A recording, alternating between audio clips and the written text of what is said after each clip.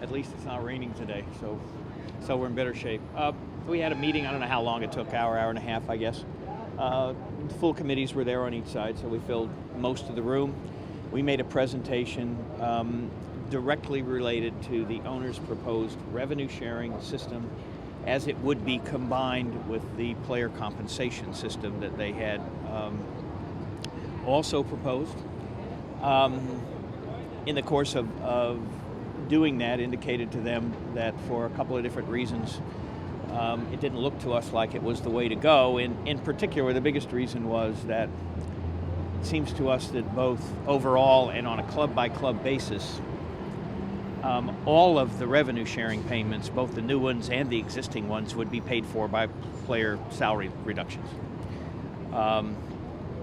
So we don't know what that means as to whether there actually would be any revenue sharing after that, but that remains to be seen. Was a discussion today. In addition to that, we'd indicated to them that we expect to be ready when we get together on Tuesday in Toronto to make a response and a proposal with respect to the what we've been calling the core economic matters. There are committee meetings scheduled for tomorrow on a number of other subjects. There's a meeting scheduled on Monday in Toronto. I think it's in the afternoon, which will deal with what we've been describing as the business issues. And we expect to meet at least 3 days next week, maybe more. Maybe 4. Did you? Maybe what? Maybe 4. Maybe 4. Maybe 4. Did you propose what you would like to see No. out of a revenue sharing system? Or No. This was. We got the numbers. We have analyzed the proposal to the extent we can with the numbers we have, so we can look on it, and we're looking at the effect both overall and on an individual club-by-club basis when you have the revenue sharing plus the player comp proposals taken into account. We couldn't do, any profitability or anything like that because the most current set of numbers we don't have yet, which is 11-12. How different is it the one that's currently in place? I don't want to categorize it that way. I think the most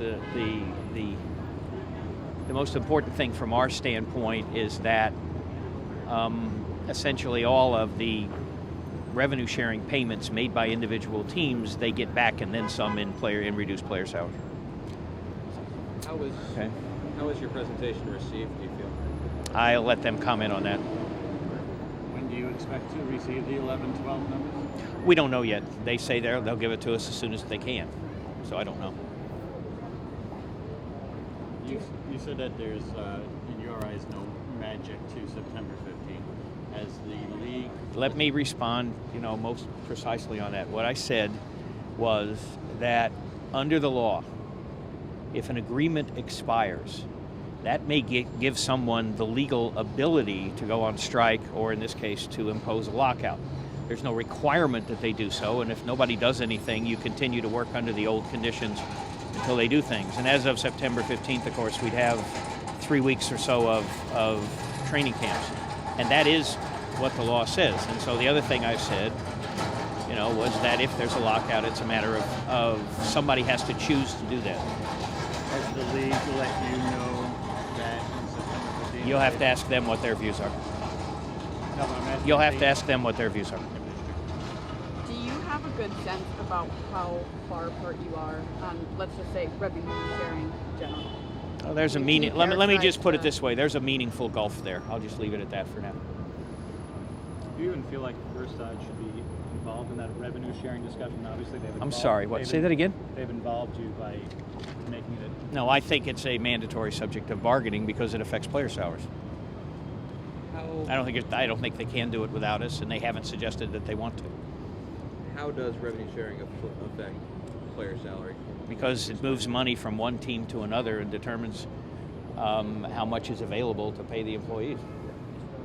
Even if it's coming out of what their share of hockey-related revenue is? Sure. That's the part I don't understand. Well, sure. There are also there are all kinds of things in revenue sharing which are related to player salaries, but whenever you have a cap system, the amount of money that individual teams end up with after all the payments and receipts and all the rest of it is relevant. And nobody's suggested otherwise. I think that we're past that issue. No discussion today of percentages of revenue for the players. No.